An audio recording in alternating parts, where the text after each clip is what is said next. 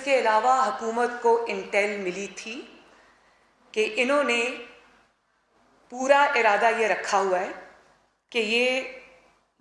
इनके पास आंसू गैस के शेल्स भी हैं, इन्होंने असला भी जमा कर रखा है, इनके पास डंडे भी हैं और इनके पास हर वो चीज़ है जिससे इनकी पूरी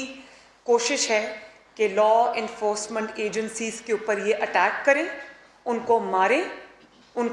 खून और इंतशार का खेल खेलें।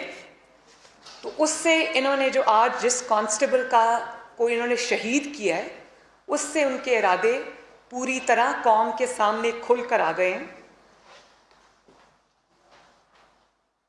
बात यह है कि जो इन्होंने जब ये हुकूमत से निकाले गए, जब कुर्सी इनसे छिन गई, तो इनको ऑब्वियसली बहुत बुरा सदमा पहुंचा, धचका पहुंचा और इन्होंने फिर वो एक साजिश का जो ढंडोरा पीटना शुरू किया, जो झूठे ख़त का ड्रामा